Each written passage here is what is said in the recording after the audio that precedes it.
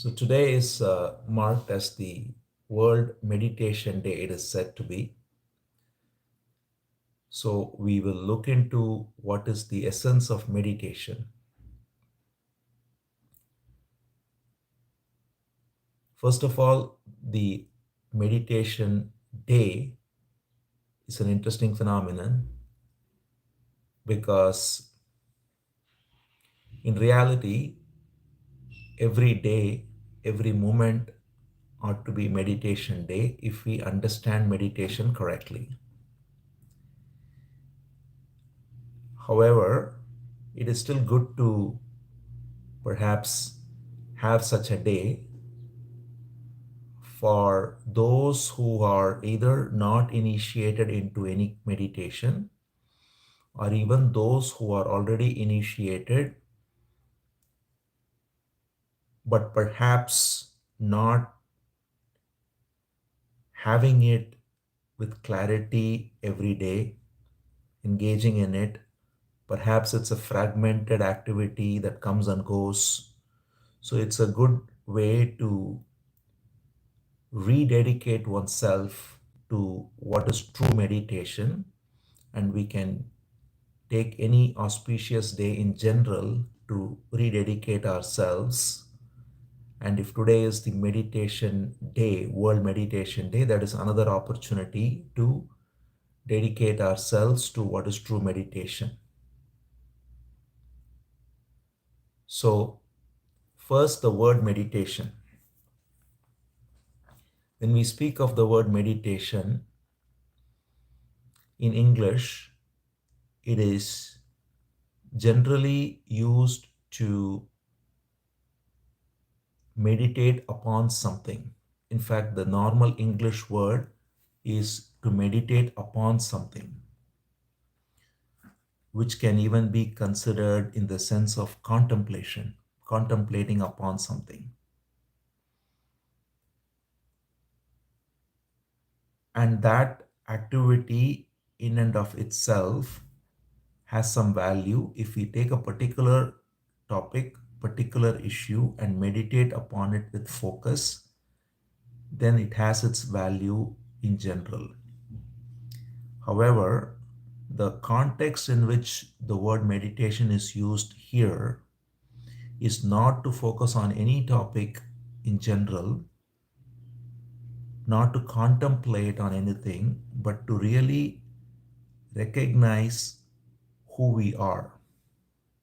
That is the only topic that ultimately is the subject of meditation. So the Sanskrit word for it is dhyana,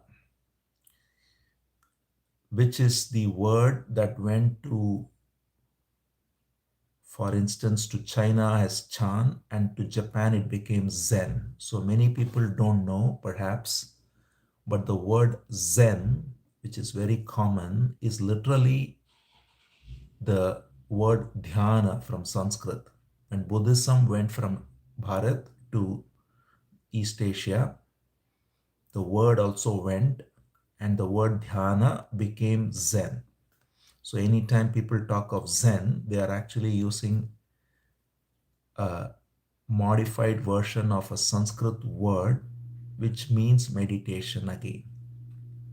So dhyana also has the same connotation as the word meditation, which is that one can engage in dhyana on any topic. In fact, it is commonly said in many Indian languages that read with dhyana. So even studying any academic subject can be engaged with dhyana, with meditative attitude, that is with focus. But true dhyana, again, is not to focus on any other mundane topic, but to focus on what is our true nature. So that is the essence of the word meditation or dhyana.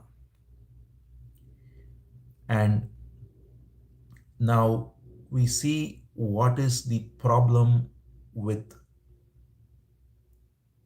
not being able to be meditative in general. In fact, even when we take up the topic of any worldly topic, let's say, as we said, if you are meditating upon some philosophy or some topic, or similarly some academic subject, one of the general problems everyone faces is the mind is distracted.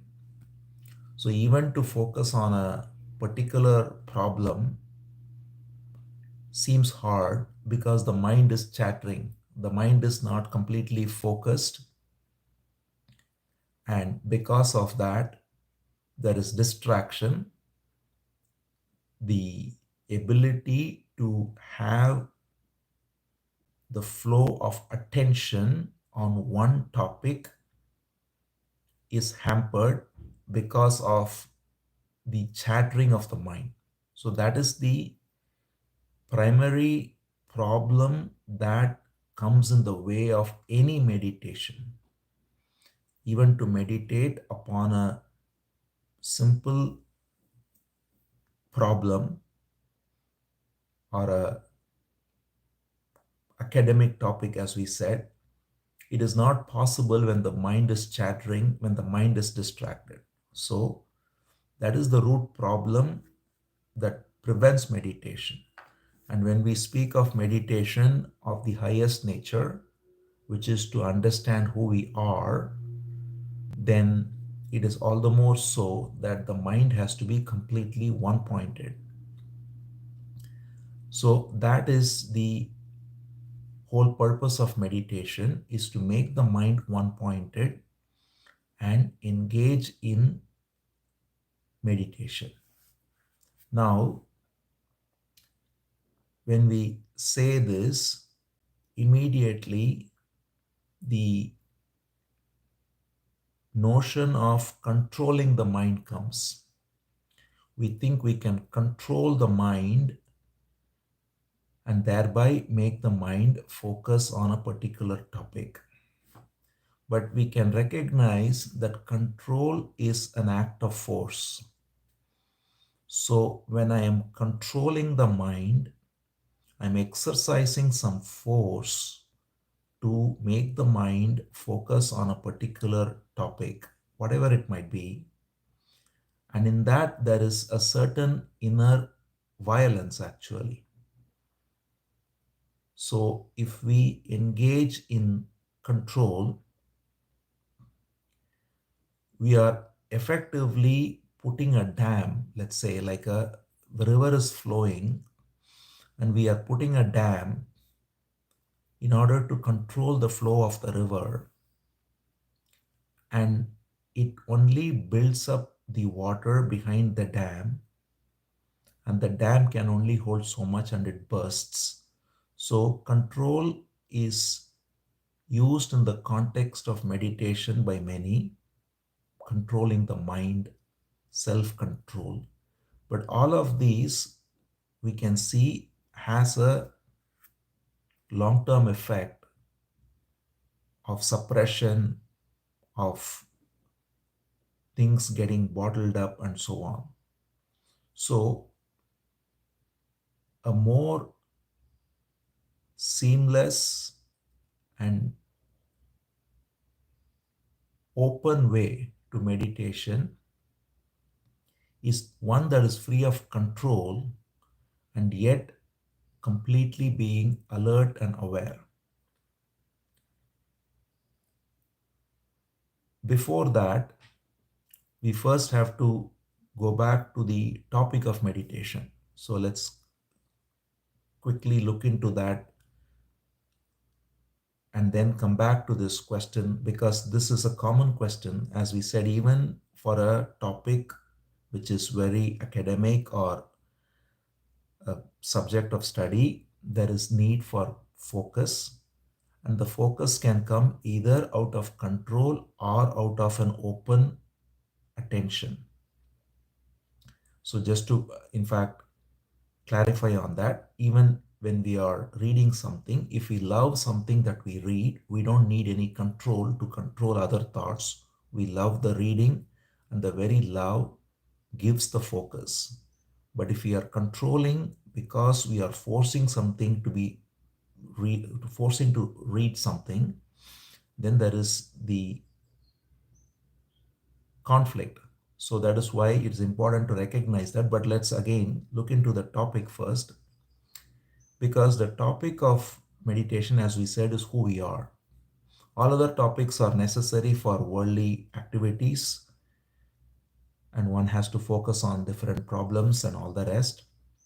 But the fundamental problem which makes all other problems manifest is the misconception of who we are. And because of the misconception of who we are, we take ourselves to be the body or the mind. And this misapprehension in turn makes us engage in activities, believe in identities that are all temporary, and thereby we get caught in various problems. So if the body is taken to be myself, then every problem of the body becomes my problem, and there is immediate emotional disturbance rather than the ability to look at the bodily problem with clarity and fix it. So the very ability to fix a bodily problem is actually hampered because of getting closely identified that I am the body. Same with the mind.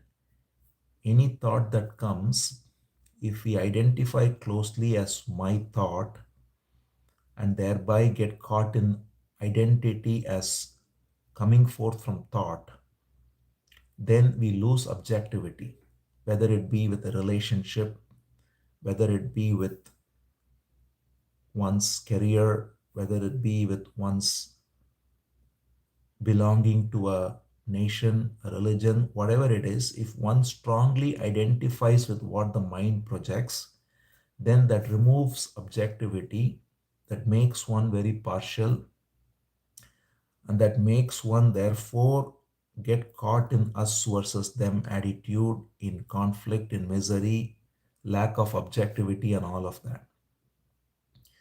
Therefore, the main thing first to recognize is that the body is a phenomenon that comes and goes. It keeps changing.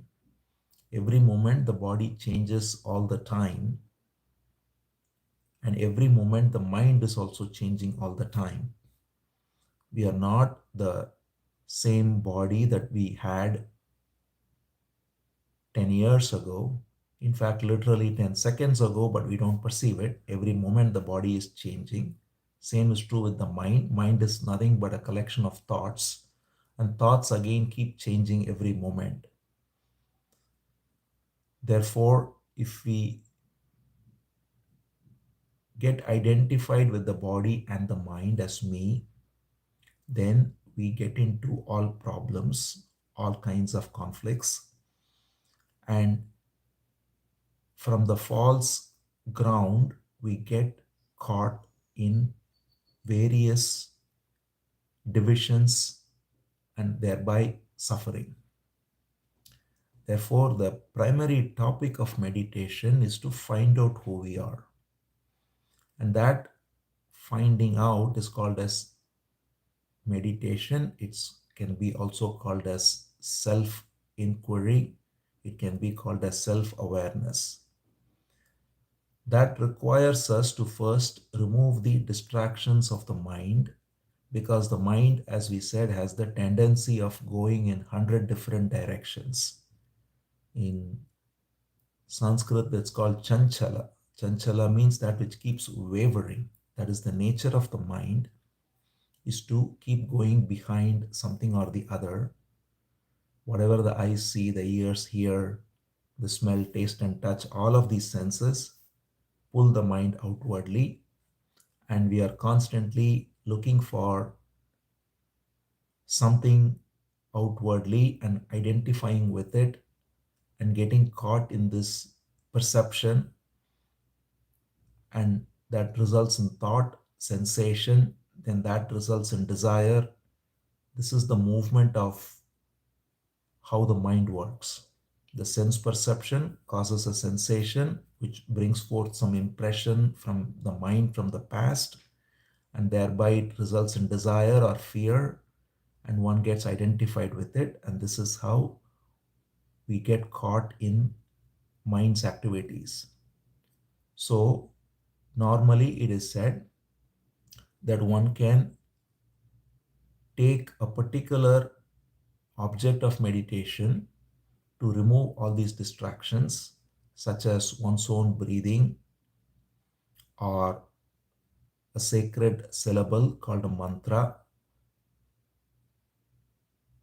to make the mind one pointed by completely focusing the mind's full attention on it.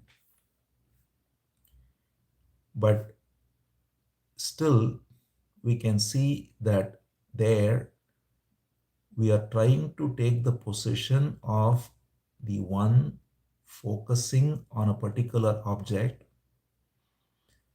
and it can easily bring about a conflict between the object of meditation and the other distractions out there. Therefore, the question becomes, instead of looking at any external object out there, can I look at the very source of the mind itself, which is causing all these distractions? And that is to turn with it. Because if we are trying to focus on a particular object of meditation, it is the normal experience of everyone that the mind doesn't want to focus on it. It is always trying to go in 100 different directions, as noted. Instead, if we get curious about the mind, instead of trying to make the mind focus on a particular topic, or in this case, a particular object of meditation, if we make the very object of meditation the source of the mind itself, because again, as we said, the purpose of meditation or dhyana is to understand who we are.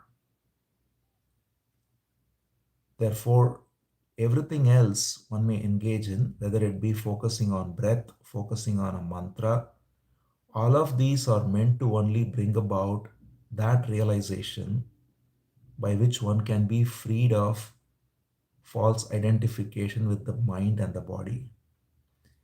But the direct way, therefore, because we are trying to be free of the identification with the body and the mind, the direct way is to look into the very nature of the mind itself, rather than make the mind focus on some object externally, because still then the mind is kept alive as a separate entity,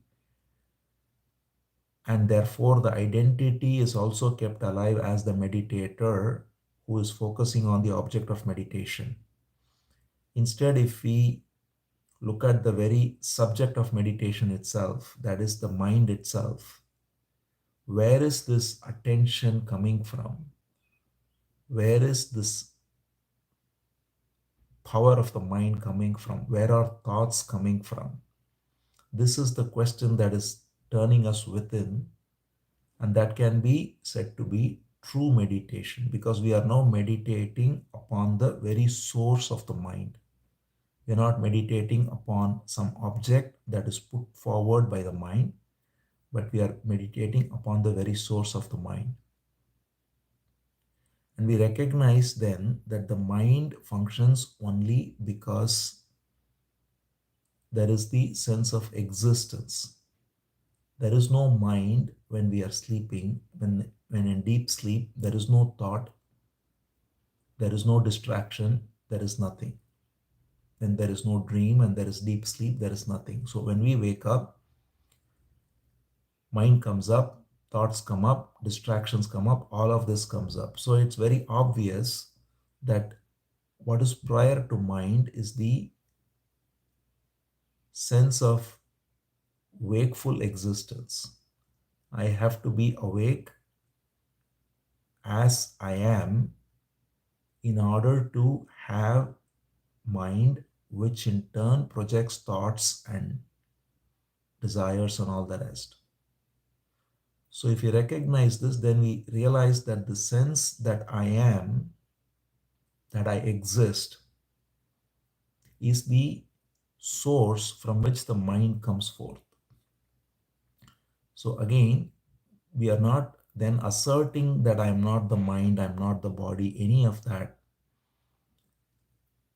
We can see clearly that the body keeps changing, so we can thereby surmise that something that, which constantly changes, there can be no fixed self in it. The mind keeps changing constantly. Again, therefore, something that constantly changes, there can be no fixed self in it.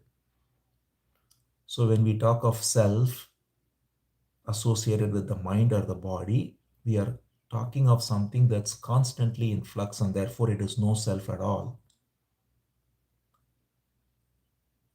But it is not a point of mere belief, because we can see this clearly, first of all, the flux of the body and mind, but more so, we can then see where is the sense of body and mind coming from, and that's where we come to the sense of existence, I am. Prior to the sense of existence, there is no conception of the body or the mind. So again, in deep sleep, the body may be there for someone else who's seeing us in deep sleep, but from our own perspective, there is no conception of the body, no conception of the mind. There is only sleep. What is there in sleep is not what we are looking into right now, but we have a complete sense of peace. That much we can say, that in deep sleep there is total peace and there is no conception of body or mind.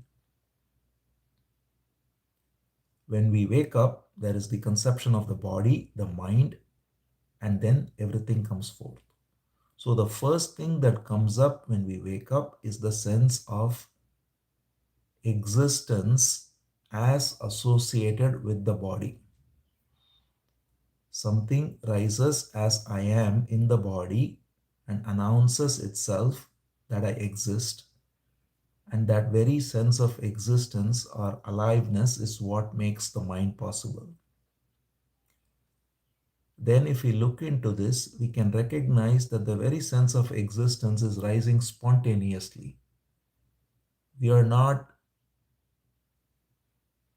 the author of not only any action of the mind, but the very sense of existence. We normally take ourselves to be the doer of actions, the thinker of thoughts, but the very sense of existence itself is not out of our volition.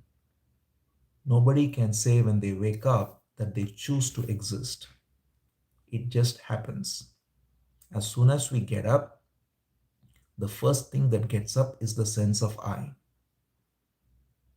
It announces itself and puts itself then in time and space. It recognizes where I am. If one is in very deep sleep, for instance, one doesn't even know where one is. Similarly, if let's say one is under an anesthetic or something, when one gets up out of it, the first thing that comes up is the sense of I, and then it places itself in a particular time, recognizing the time, in a particular space, recognizing the space, and then out of that, thoughts and perceptions and all of that come forth. So the sense of I rises spontaneously, first of all, then comes everything else. And that sense of I, therefore, is the very source of the mind, and that is common across everyone. Therefore, for meditation to turn within, if we then focus our attention on this very sense of existence, and if we look within, we come in contact with the rising of this I in our heart.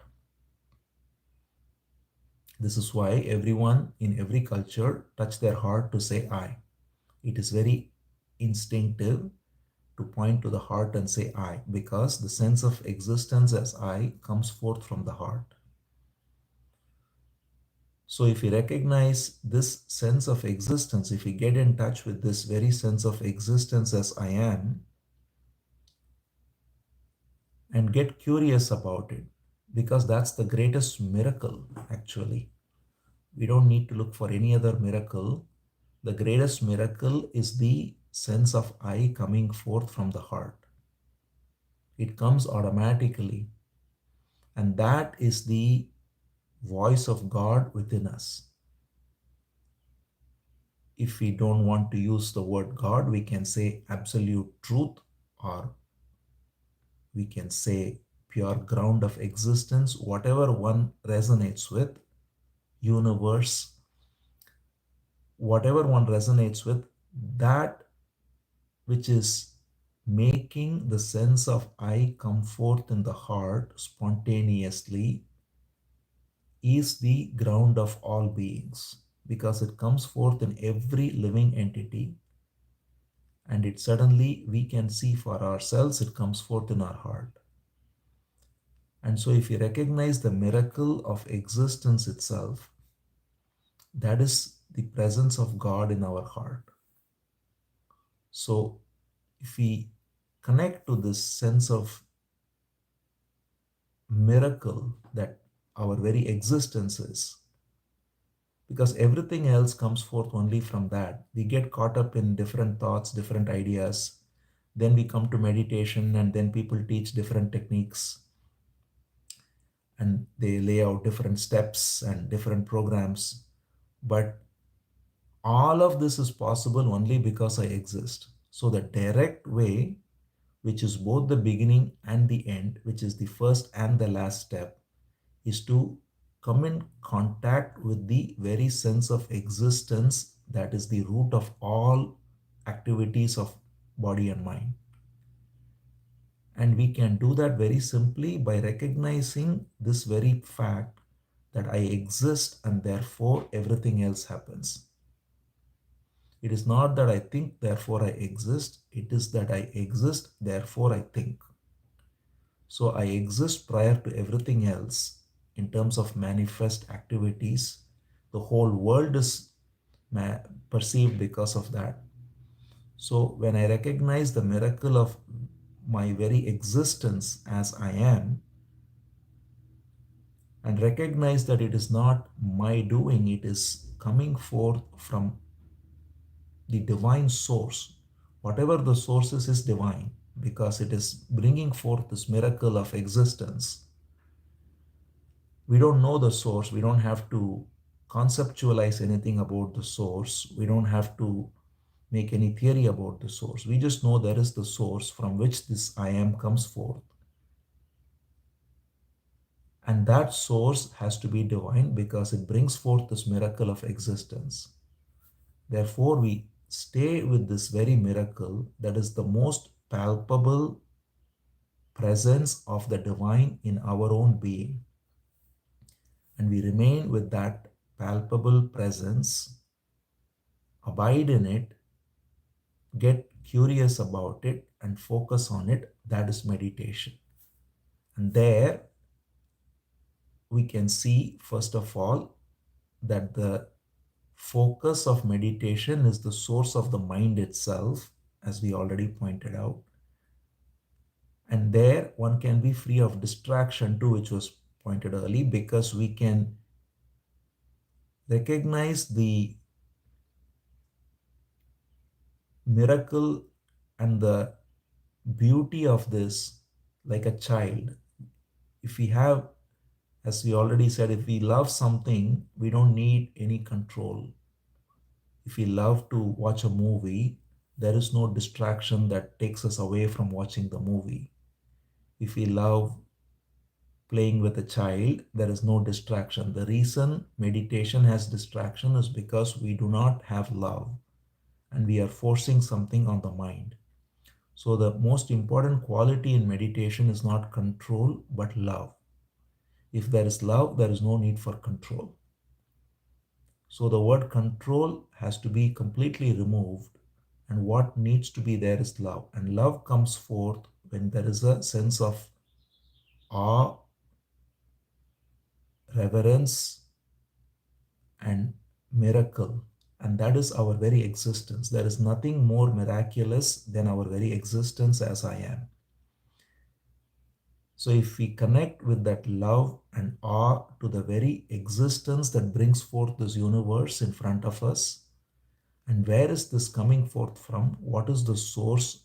This is the divine source because this is what makes existence even possible. When we go to sleep, we get up in the morning. We don't know if we will get up, but if we get up, the sense of I comes, the whole universe comes, everything comes. All of this is just coming on its own spontaneously. And that is the true miracle of God in us. All outer miracles, what is called as siddhis, are very limited compared to this because we see the infinite universe with our eyes. What can be more miraculous than that? Therefore, if we recognize with this sense of awe and love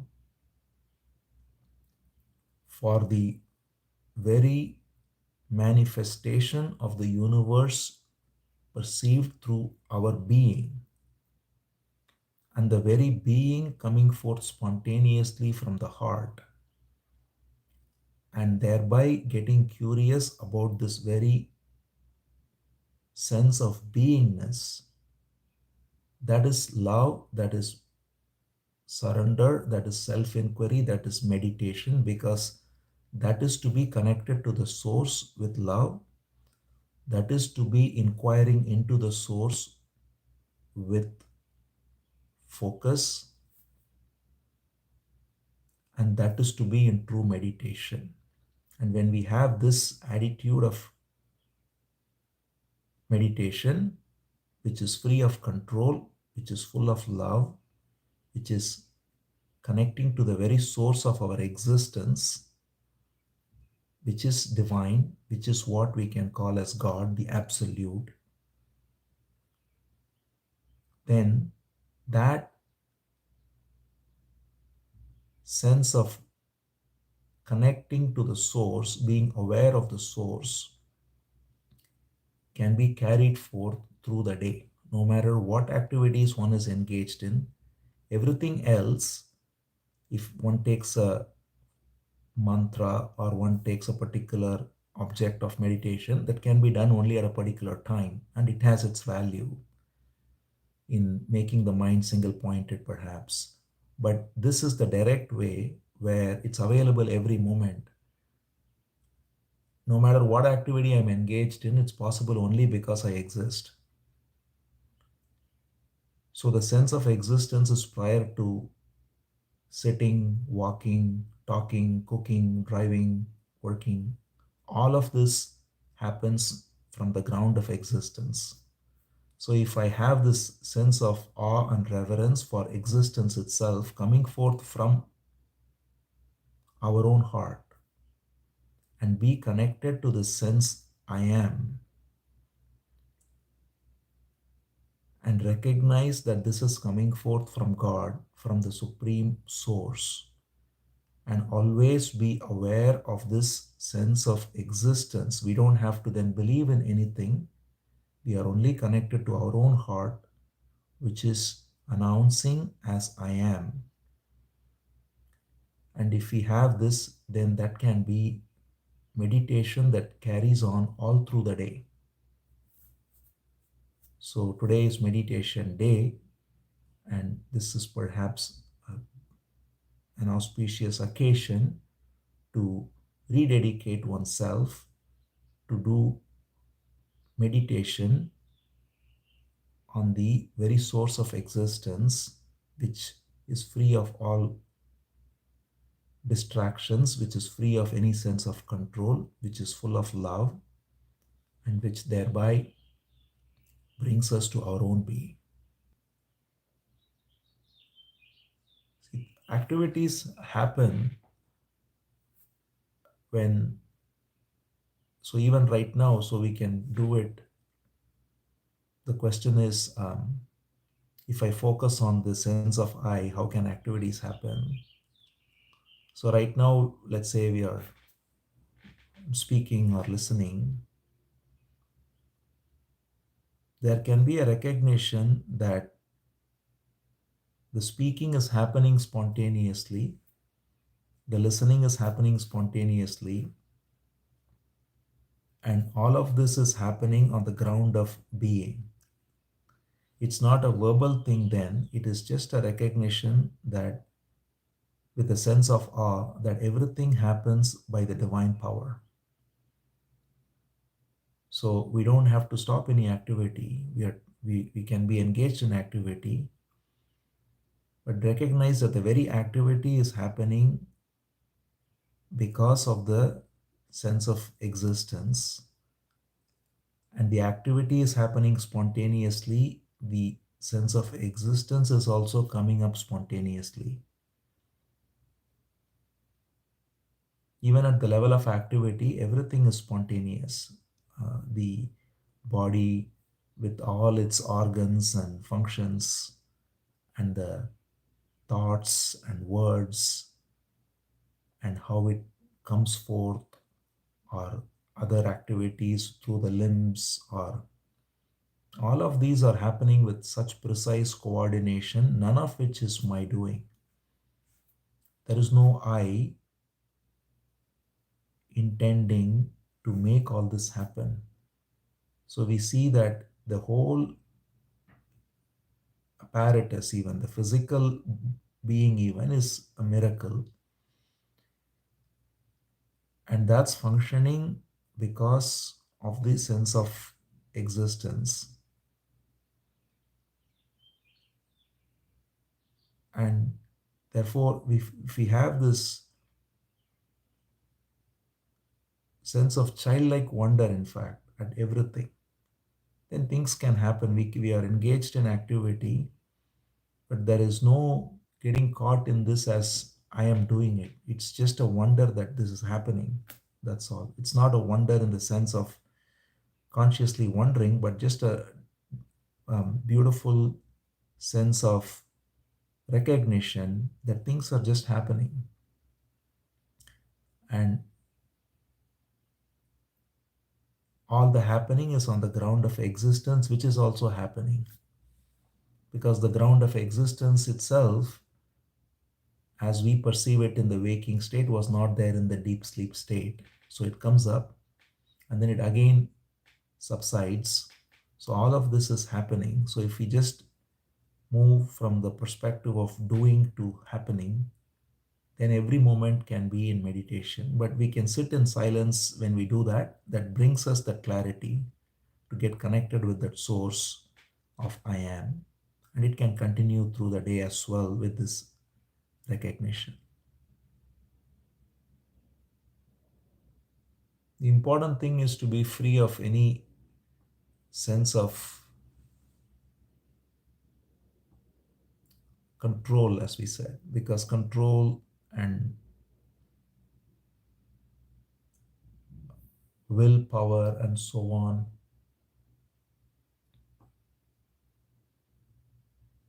brings forth a certain sense of conflict.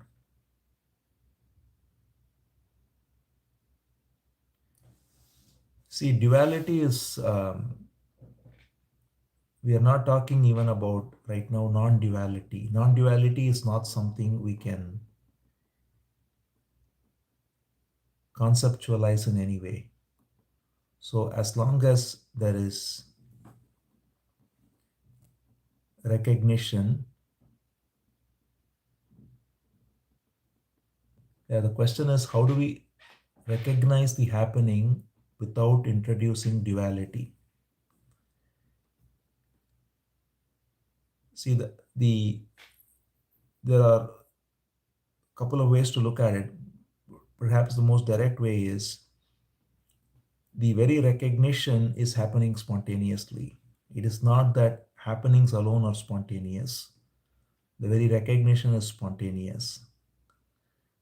So the main thing is not to get caught in words such as duality or non-duality. Non-duality is not to be made into an object of or a goal of any kind. It is only through abiding as the sense of existence and recognizing its spontaneous nature that we get freed of the sense of me as a separate subject. So when we see the sense of existence rising within us and we see the activities happening spontaneously, the very seeing of it is also happening spontaneously. So it is just attention turning upon itself. So in reality, there is only non-duality because everything is happening spontaneously. But if it feels like I am attending to the sense of existence, there may be a feeling of duality, but even there, if you really look at it, are there two eyes? Who is attending to the sense of existence? It's again the very sense of existence itself that comes forth as attention. It is like, again, taking water of Ganga and offering back to Ganga. The attention that focuses on the sense of existence comes forth from the sense of existence. So there is only non-duality there. So if we, in fact, stay with that very question, it will resolve to only the sense of existence. And same is true with any happening. So whatever we cognize as happening spontaneously is coming forth from attention, and that very attention comes forth from the ground of being. So all there is only the ground of being. And when we have attention that focuses on the very source, it is just turning it back to itself. It is something that comes forth and looks at where it's coming from to go back to where it came from. So there is no duality ultimately because there is no two eyes here. There is attention that comes forth from the ground, which is looking at the very source from which it comes. And thereby all that remains is the ground of existence. And everything that comes forth from it is coming forth from it. There is no self there. It is all just happening spontaneously. So when we are talking or any activity we are engaged in, there is only a provisional sense of subject and object that comes, and we can use the word I as a first person pronoun to say I am cooking, let's say, but it's all just happening spontaneously. And that spontaneous happening comes forth from the ground of existence. So in reality, there is only non-duality. It's just a way of speaking that we can say I'm paying attention to this or recognizing this. All of this is only the provisional I that comes forth from the same source. Anyway, thank you all. It's great to be together on World Meditation Day. And we can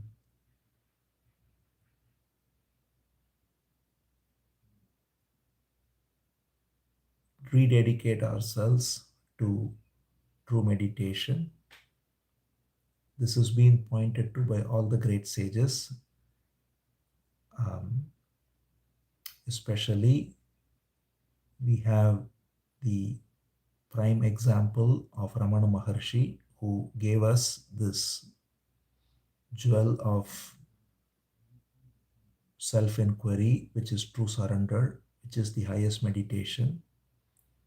And therefore, we are able to not get caught in any other partial ways, but directly go to the very source of being.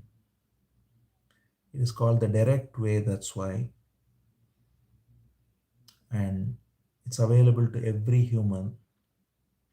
So we are uniquely, each human being is uniquely blessed to partake of this grace that is available and made clear, especially by the grace of Ramana Maharshi. So